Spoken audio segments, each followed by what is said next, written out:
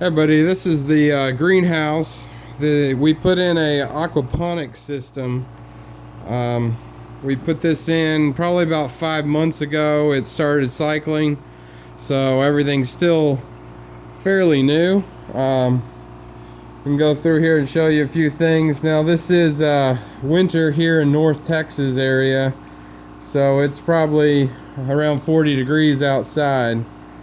So we aren't running any heat inside right now. We do have some bucket heaters, and I'll show you that in a minute. So what you got is some lettuce plants that were put in a few months ago.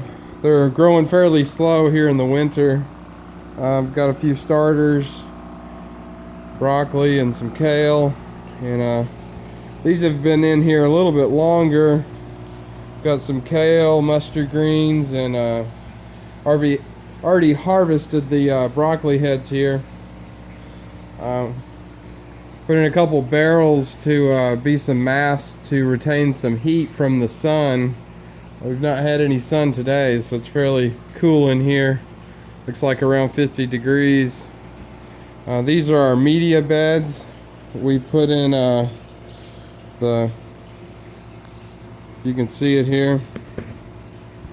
You can get this from Home Depot in bulk, and it's about half the cost of Hydroton, but it's has the same surface area as Hydroton, and it's still made of some sort of clay material. It's very lightweight. And here's some more kale, Swiss chard. Actually, some of this stuff is, we just put this in recently from a local greenhouse. This was grown from a tiny little plant, and so were all these.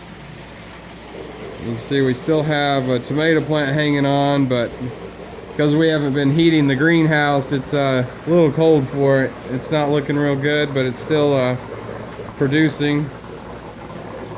And these are the fish tanks over here.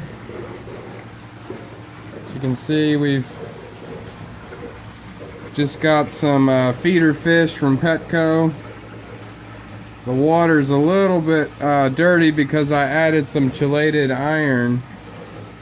You can see all the fish in that tank.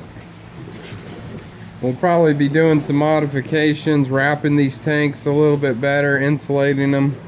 You can see here, I've got these little automated fish feeders. I'm gonna have to upgrade to a much larger one.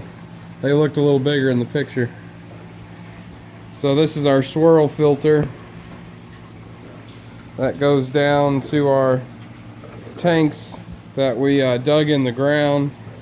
I'll try to get some pictures up of construction. So those were dug down, 275-gallon IBC totes, and that allowed us to be able to plumb in a little giant pump. You can see down there, that pushes the water through the system. We actually have another submersible pump down here, a little giant, that one just didn't have enough power to run the whole system like I wanted, so we've got it split. Well, here's so far what we've got.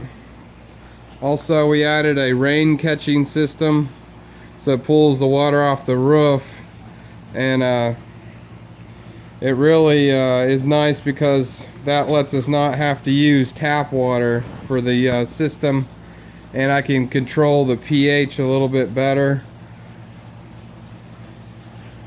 Now, I'll go over some of this in some other videos, but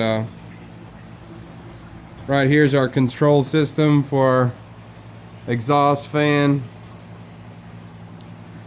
and we have an automated vent over there.